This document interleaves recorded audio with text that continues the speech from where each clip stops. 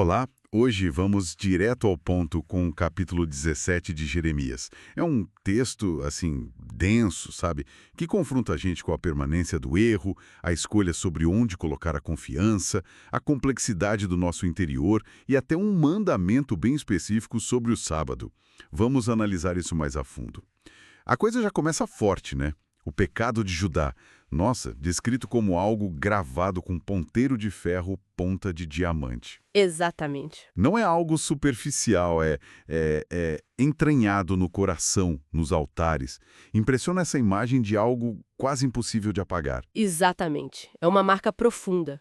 E a consequência vem logo em seguida, né? Perda da herança, servidão e a ira divina acesa.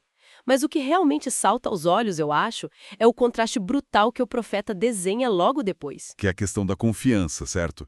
Onde colocar a nossa base. Precisamente. Tem uma maldição clara para quem confia no homem. Quer dizer, se apoia só em força humana, recursos próprios e afasta o coração do Senhor. Essa pessoa é comparada, assim, a um arbusto raquítico no deserto. Nossa, Numa terra salgada, sabe? Incapaz de ver o bem chegar. Uma imagem de isolamento, de esterilidade mesmo. bem forte. E a alternativa, qual é o outro lado dessa moeda? A alternativa é a bênção, para quem confia no Senhor. Esse é como uma árvore robusta, plantada junto à água, com raízes buscando o ribeiro. Não teme o calor, não teme a seca, as folhas sempre verdes. E o principal, continua dando fruto. É uma metáfora incrível sobre resiliência, né? Sim, total. Que brota da fonte certa de segurança. Mesmo em tempos difíceis, essa conexão, ela sustenta. Isso me leva, então, àquela passagem super conhecida e um tanto perturbadora até, sobre o coração. Enganoso é o coração mais do que todas as coisas e desesperadamente corrupto. Quem o conhecerá? É uma afirmação que faz a gente parar para pensar sobre nossa própria capacidade de auto-engano, não acha? Sem dúvida, é uma constatação de uma profundidade psicológica, assim, notável. Mas o texto não para aí, né? Não nos deixa só com essa pergunta no ar. Verdade. Ele afirma que o Senhor sonda o coração e prova os pensamentos. Para quê? Para recompensar cada um conforme os seus caminhos, conforme o fruto das suas ações. Ah, então tem uma conexão direta entre o interior e o exterior. Isso. Conecta essa complexidade interna com a responsabilidade pelas nossas escolhas e pelos resultados delas. E até alerta contra a riqueza injusta, né? Compara com a perdiz que choca ovos que não são dela. Uma riqueza que, no fim, abandona quem a juntou, mostrando a tolice. Entendi. E no meio dessas advertências tão fortes sobre a nação, sobre a natureza humana, o texto também nos dá um vislumbre mais pessoal, da luta do próprio profeta Jeremias. Sim, é um lamento, um pedido de socorro a Deus. Ele clama: cura-me, Senhor, e serei curado. Salva-me, e serei salvo. Pois tu és o meu louvor. Ele se volta para Deus como seu refúgio, justamente quando está enfrentando zombaria, né? Gente duvidando das profecias, perguntando: cadê a palavra do Senhor? Que se cumpra logo. Isso humaniza muito a mensagem. Muito. Mostra a tensão pessoal de manter a fé, a confiança, no meio da dificuldade e do descrédito. Liga direto com aquela escolha da árvore e do arbusto que a gente falou. Faz todo sentido essa conexão.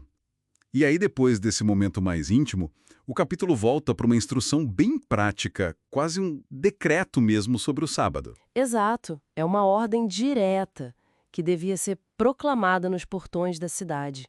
Não carregar fardos, não fazer trabalho algum no sábado. Santificar o dia. E ele menciona que isso não era novidade, né? Não mesmo. O texto faz questão de dizer que isso já tinha sido ordenado aos antepassados.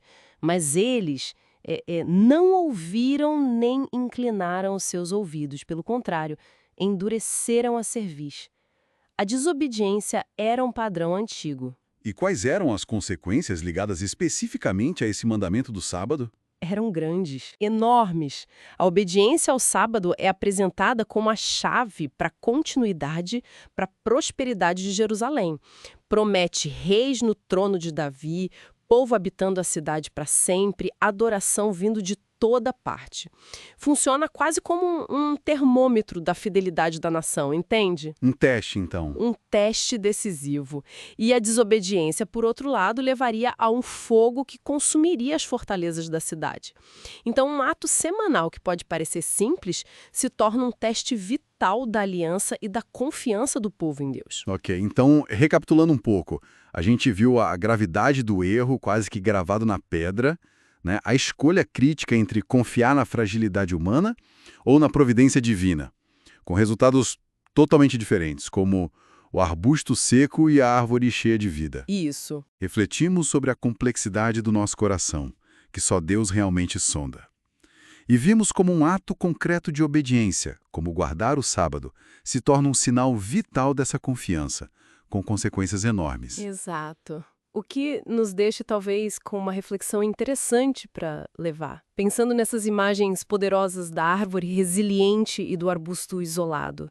De que forma a nossa escolha fundamental, onde a gente encora a nossa confiança, impacta a nossa capacidade de não só sobreviver, mas de florescer, de dar fruto, especialmente quando as secas e os calores da vida chegam. Boa pergunta. Fica aí para a gente pensar, né? Como essa escolha de fonte define nossa trajetória.